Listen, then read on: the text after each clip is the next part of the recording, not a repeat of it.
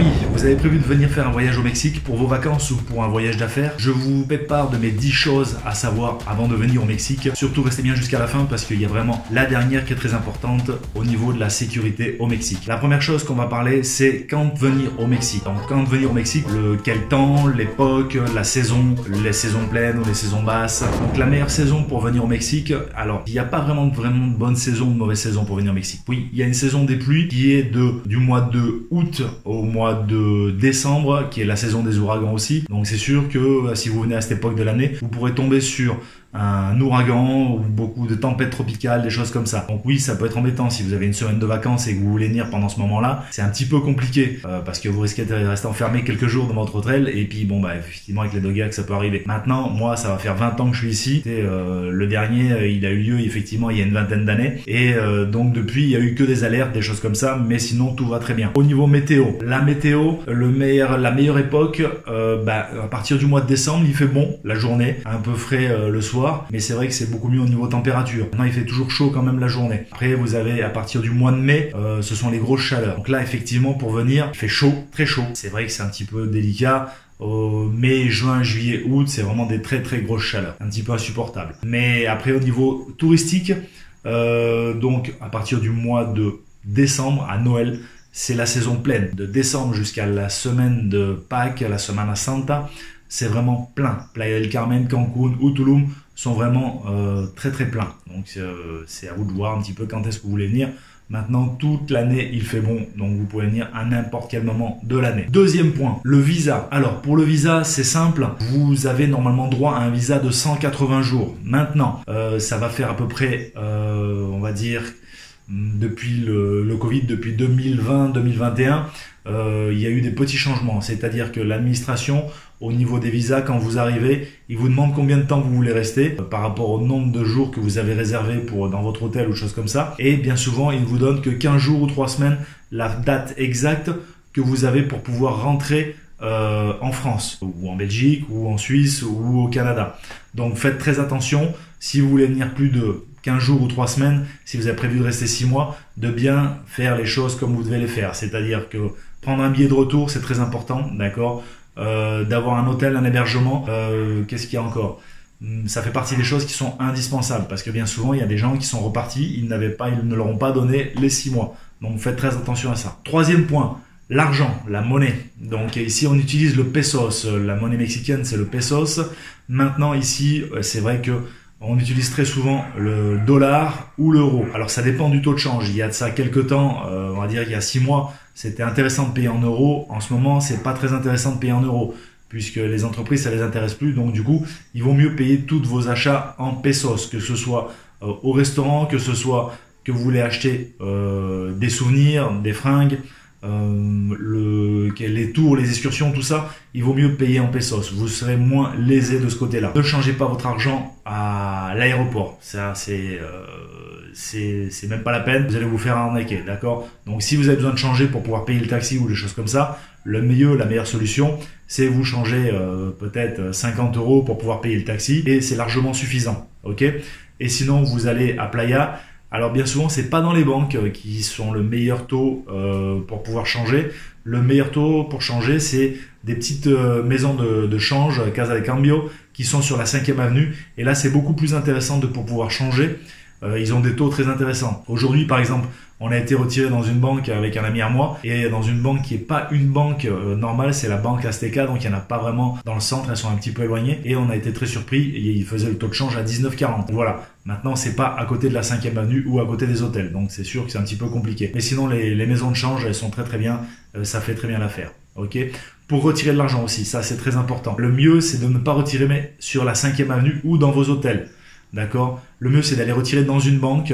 Il y en a sur la Juarez, il y en a sur l'avenue 10 au niveau de Playa del Carmen et c'est beaucoup plus intéressant. Ok, la meilleure banque que j'ai vue pour l'instant c'est la HSBC. Ils ne prennent que 80 pesos de commission, donc à peu près 4 €, 3,50 €, d'accord. Après, ils vous donnent un très beau taux de change. Voilà. Il y aura un petit détail que je ferai dans une autre vidéo pour pouvoir justement vous dire comment faire pour bien retirer de l'argent et le système qu'il y a à faire. Quatrième point, la langue, d'accord. La langue ici c'est l'espagnol, ok. Alors après beaucoup sur la région du Quintana Roo, entre Cancun, Tulum et Playa del Carmen, beaucoup de gens parlent anglais ici. Maintenant c'est pas un problème, pratiquement dans tous les hôtels où c'est que vous allez aller, les gens parlent un petit peu français, il n'y en a pas beaucoup. Ok, donc voilà, maintenant à vous d'apprendre quelques mots, les mots les plus importants, hein, on va dire dinero, cerveza et choses comme ça. Et les choses importantes, ça peut vous aider. Voilà. Le 5e point maintenant, les vêtements. Qu'est-ce qu'il vous faut emmener comme vêtements pour venir ici au Mexique? Alors c'est pas la peine de venir avec des grosses valises, d'accord? Ce que je vous conseille, c'est pas de venir avec une grosse valise et de venir 1, 2, 3 valises. Non, ça sert à rien. Il fait quand même assez chaud toute l'année, donc des shorts, des t-shirts. Le soir, vous n'avez pas besoin d'être en pantalon pour sortir, d'accord? Un short avec des tongs pour sortir et c'est très bien, ça fait très bien l'affaire. Pour mesdames, je sais qu'il y en a plein qui viennent avec toutes leurs affaires pour pouvoir montrer tout ce qu'elles ont pendant leurs 15 jours de vacances. Bon, bah c'est bien, mais c'est pas la peine de tout emmener, hein, parce que c'est pas nécessaire non plus. D'accord, donc des fois les paréos c'est parfait. Après c'est vrai que dans l'hiver entre on va dire octobre, novembre, décembre, janvier, février, bon pour ceux qui ont un petit peu froid le soir, un petit pull, une petite laine, c'est parfait aussi. Ok. Voilà, et surtout n'oubliez pas les maillots de bain. Alors ça c'est indispensable, maillot de bain, chapeau, casquette et crème solaire, ça fait partie du truc. Indispensable, même en hiver, ça tape, il fait très fort et ça brûle. 6e point, la nourriture. Alors, question nourriture, ici bah, c'est mexicain, donc c'est du tacos, du guacamole, des faritas, du burritos et des choses comme ça. Alors dans les hôtels, c'est bon, on mange bien. En général, c'est bien désinfecté. Après, si vous n'avez pas l'habitude que vous mangez dans les petits postes qui sont dans la rue et tout, faites attention, vous n'êtes pas habitué. Les premiers temps, la tourista, elle est là. Même moi au début, quand je suis arrivé, eh ben j'étais pas habitué, bah c'est vrai que ça nous arrive souvent. Maintenant, plus du tout, je suis vacciné, baptisé et ça passe très bien, il n'y a aucun souci. Maintenant, je peux même dans les petits postes et tout, il n'y a vraiment aucun souci, d'accord? Donc mais faites bien attention, voilà, d'aller dans des restaurants qui soient pas trop craignos non plus. Après, si vous avez un estomac qui est à toute épreuve ou les intestins à toute épreuve, il n'y a vraiment aucun souci, ça passe très bien. Tout est vraiment bien propre et bien désinfecté. Les passes sanitaires ici, tout ce qui est au niveau des restaurants sont assez contrôlés, donc c'est assez quand même sans aucun problème. 7e point, très important, l'eau. Alors attention, ici il ne faut pas boire l'eau du robinet, très très important. L'eau du robinet n'est vraiment pas potable, ok? Donc vous avez partout, vous pouvez acheter de l'eau en bouteille partout, dans les hôtels vous en avez aussi bien souvent, et sinon vous avez des gros garrafons de 20 litres que vous pouvez aller chercher dans plein de petits endroits et tout, et aussi bien au supermarché, et vous buvez l'eau en bouteille, voilà, tout simplement, d'accord?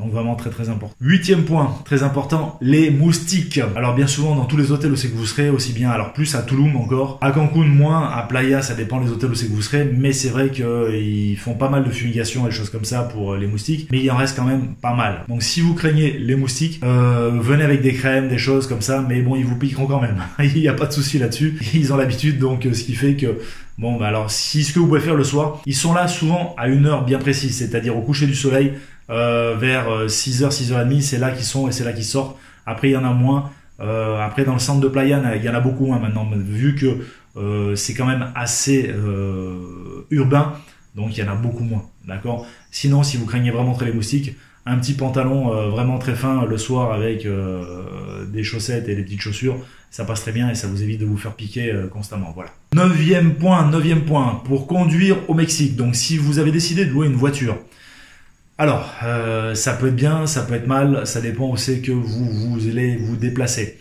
Donc la conduite se fait bien, malgré qu'on ne passe pas le permis au Mexique. Enfin, c'est vous allez dans le centre comme la préfecture et vous payez votre permis et on vous donne votre licence, enfin votre permis de conduire pour pouvoir conduire. Malgré ça, ils conduisent quand même pas mal, hein, je trouve. Moi, j'ai jamais eu d'accident. Donc c'est vrai qu'ils conduisent quand même correctement.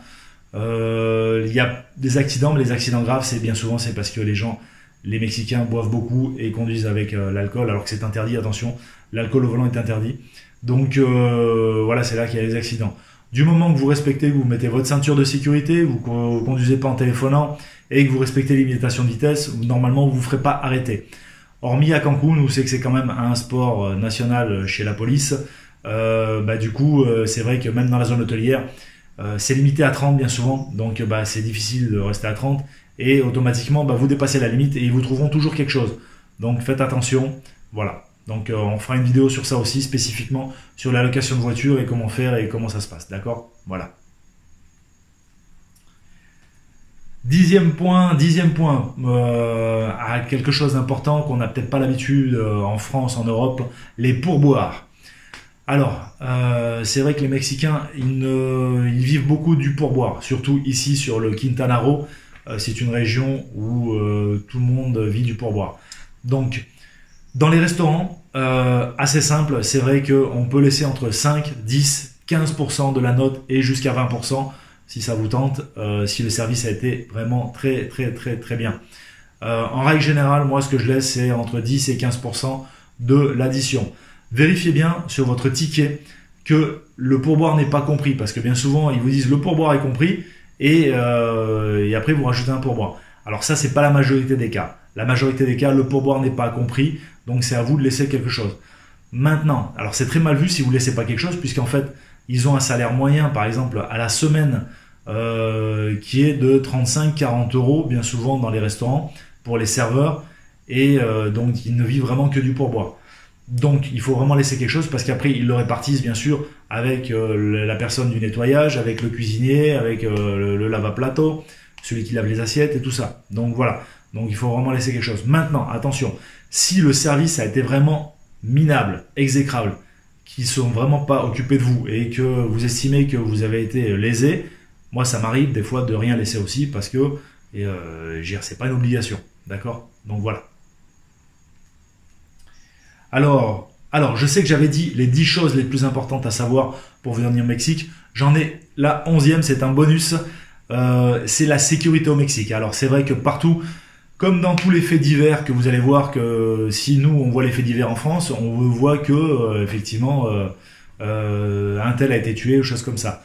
Donc, c'est pareil ici, quand vous avez des faits divers qui arrivent en France, qu'on vous dit, ouais, le Mexique, comme il n'y a pas souvent, il n'y a pas longtemps, ils ont arrêté le fils du Chapo.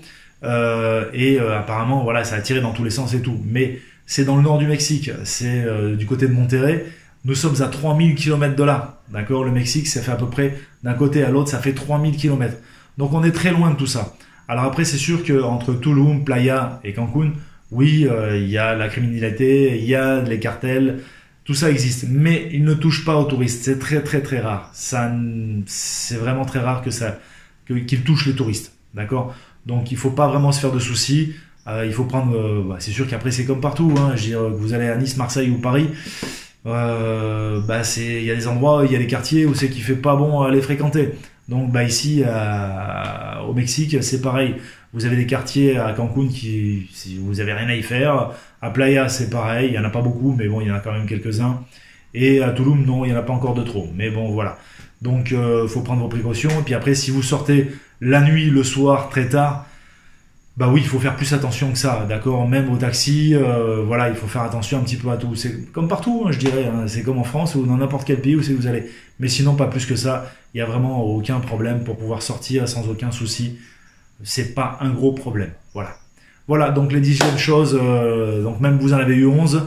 J'espère que ça vous a plu. N'hésitez pas à vous abonner si vous voulez avoir plus de renseignements. On va faire plusieurs vidéos donc sur tout ce qui est la sécurité, vraiment pour conduire au Mexique, louer des voitures, les excursions pour aller à Chichen Itza, pour aller à Tulum, un petit peu sur tout ce qu'il y a sur le Quintana Roo, de Tulum, de Playa del Carmen et de Cancun, d'accord? Donc voilà, n'hésitez pas et je vous laisse mon WhatsApp pour me contacter pour quoi que ce soit comme information. Merci, allez, ciao, à plus, à bientôt.